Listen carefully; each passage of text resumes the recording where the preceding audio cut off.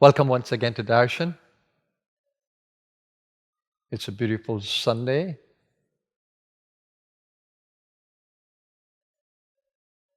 And today I have a word for seekers. Of course, it just appeared in my mind as I sat.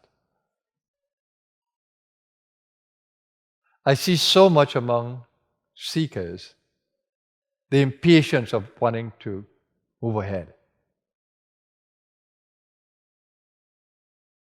It's a typical tendency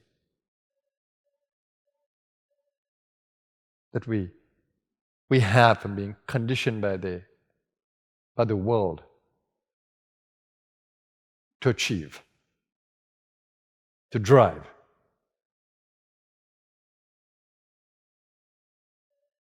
What it does, it takes away our vision of what exists before us because we are always dreaming, wanting to achieve a dream. And we miss what is before us.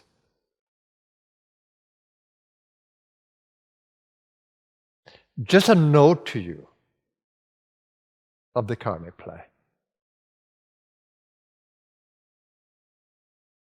When you came into the body at birth, and you came into the body,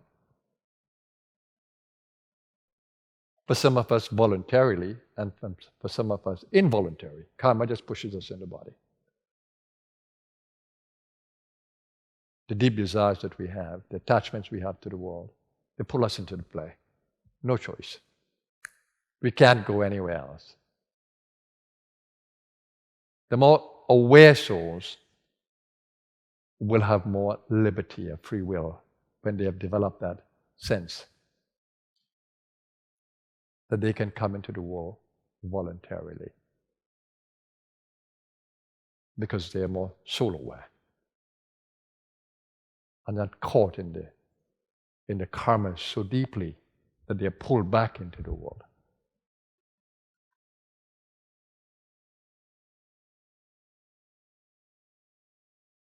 If you study a little bit about a Tibetan book up at that, you will see the journey of souls. And the in-between state is called a bardo. What happens to souls in the bardo?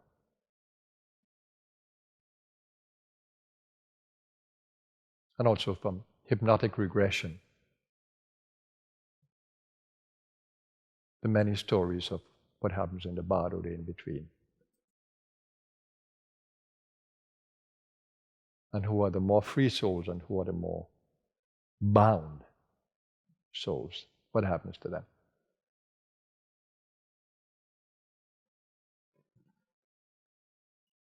Now remember, when you came into this body,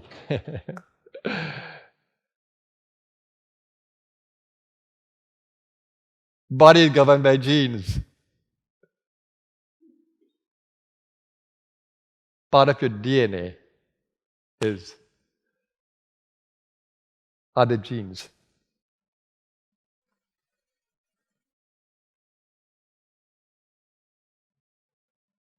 So that also predicts what's happening in the karmic play, the patterns that come from the genes. They are placed there for your growth. A lot of us, we hate ourselves. We think that we were born in the wrong family, with the wrong body, with everything that is wrong. We lost it because we came in the perfect karmic challenge that we want to deny, not accept. And for those of you who believe in the energies of the planet impacting the physical body, the energy of gravity, the energy of the moon, the energy of the sun, we know how important they are. Planets do affect us. And we call them graha, which means a hold. They have a hold on us. Mercury and Saturn, Jupiter, Mars. And the ancient astrologers knew that when they came into the field, how they impacted us. So then you have another impact, and these vibrations go straight to the chakra. Each chakra is related to a planet and its vibration.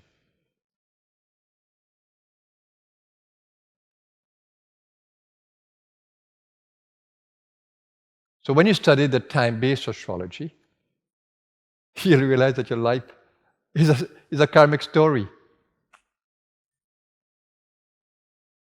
And it's amazing what can be revealed in that story.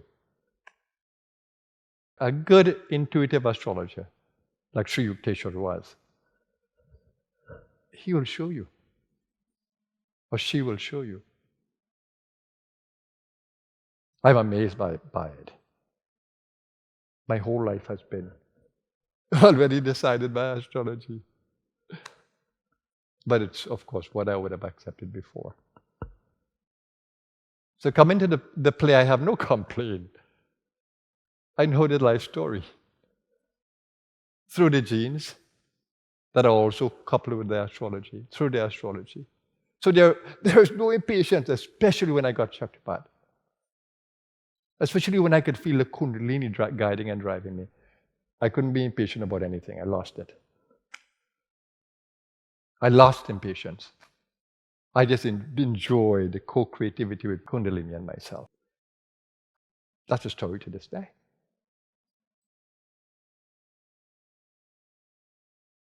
I live in an aging body, an older body now. I can't do the same things that I could have done 5 years ago.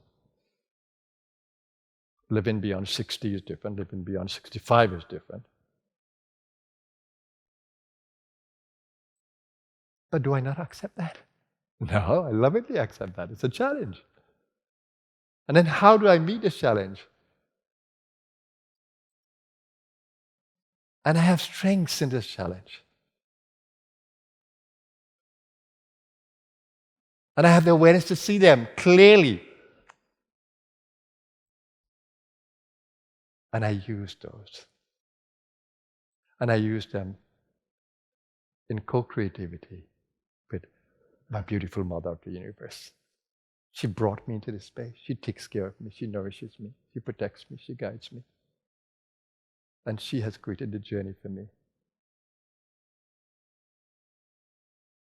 The royal ride of Mahayoga.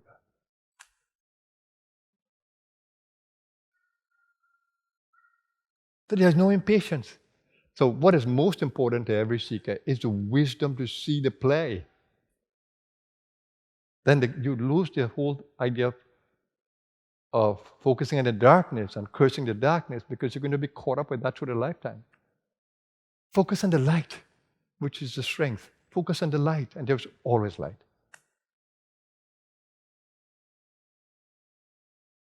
Focus on the light. And walk each step at a time. Just focus on the one step. One day at a time. Isn't that the song? The gospel song? One day at a time, sweet Jesus.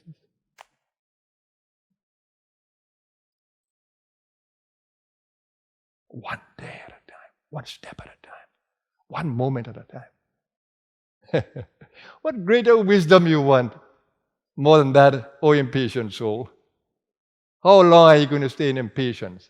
Why can't you read the story? Why can't you see the map? It's there before you. And the map readers for you are the enlightened beings. Another caution. When we read about enlightened beings and their experiences, that's why some don't give it at all. Because your tendency is to want to have the same experiences. No. Each soul has a unique path. Why don't you want to forge your own destiny through your own path? Why you want to be like somebody else? Be attentive to what is before you. What are the gifts you have? Work with Kundalini, work with the genetics, work with the astrology, work with the wisdom of seeing, and forge your own path. That's what I did. Of course, I had a guru who had such an impressive 9 years of all kind of colorful experiences. Kundalini has taken me on a different journey. We share some similarities, but it was a different one. But what is more important is the essence of what the Master was teaching. Kneel to yourself, bow to yourself. God lies within you as you. That's the saying of Baba Muktanand.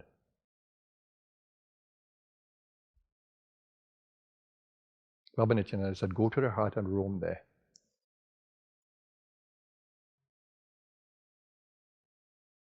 That took me inward.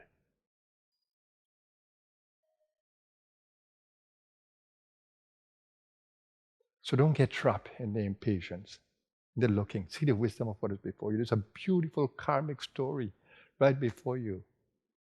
It may be in the relative that you feel so burdened by. That is where the karmic opportunity is. It may be the job that you need to be happy in and work through it, but you want to change right away. Through that you will learn. It might be a physical challenge. Through that you will learn. You don't like the place where you were born?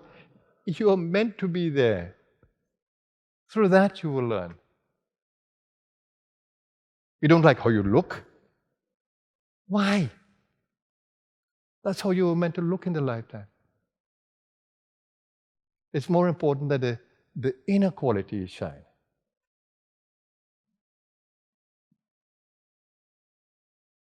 We are so unhappy with the status quo when we need to learn to accept it and see what the story is. That gives the greatest joy.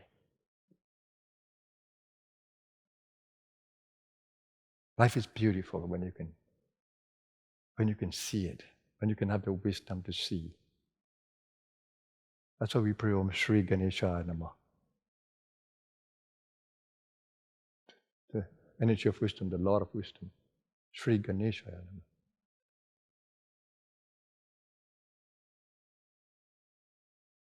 I bow to wisdom. Oh. Gayatri, Dhiyo Yona Prachorayat. Illumine my intellect. O light.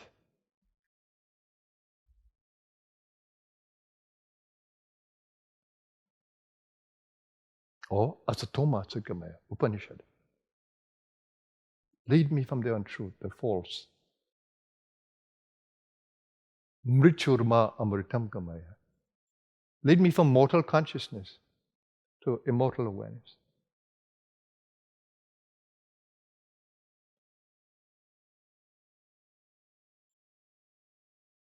So I hope that you can be excited about this reality check.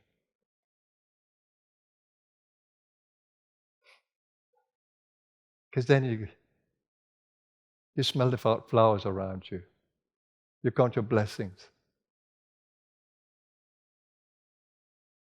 And you smell the aroma of the coffee for those of you who like coffee. Be attentive to what is before you. To the beauty, to the opportunities. Be attentive. Life is absolutely beautiful. And you don't die. The same way you slipped into the body, the same way you're going to slip out of the body. Easy. Easy. Especially if you're a practitioner of meditation and learn how to slip out of the body in your meditation. Well, slip away from body consciousness. The more you come into the chakra consciousness, subtle body awareness, you're already learning how to die. Well, you're learning how to leave the body. You don't die.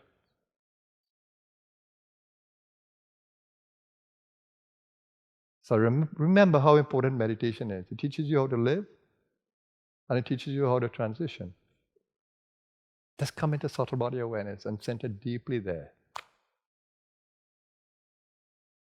That's how you will leave the world when your purpose is done. In the light. Like Yogananda did. He said he always wanted to leave the world with his boots on. So he did. After he gave his rousing speech His body just slumped to the ground, and that was it. Remained with a beautiful smile. And I think of my mom. I wasn't there, but I was being told her heartbeat is dropping, and she left. Doctor came, he said, her mother was a saint. She gave absolutely no trouble. She was totally in surrender, and she left. When I visited her the night before, she said, "I'm coming home." She certainly did. "I'm coming home tomorrow."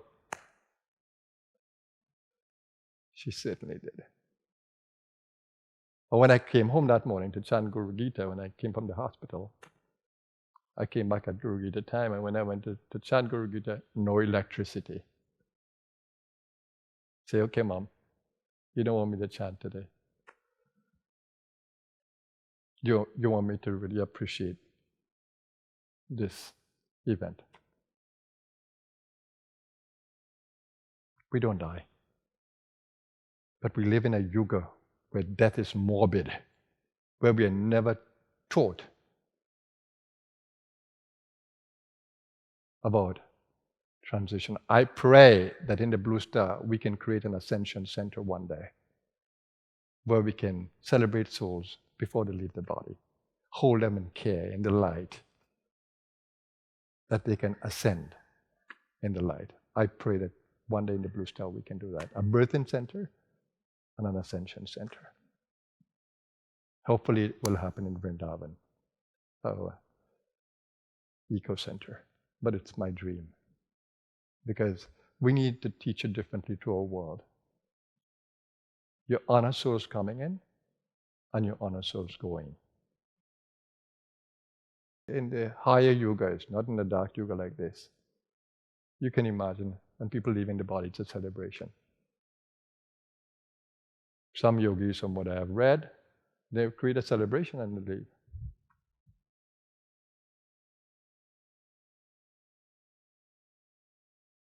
Okay, everybody. I just got passionate about this because it's a story that I live every day in observing my world, in meeting and treating with my world, and in guiding you. Tremendous joy, everybody. And to all of you, have an amazing day. Let's have it that way today. And in every moment if you can. Have a blessed day, everyone. Namaskar.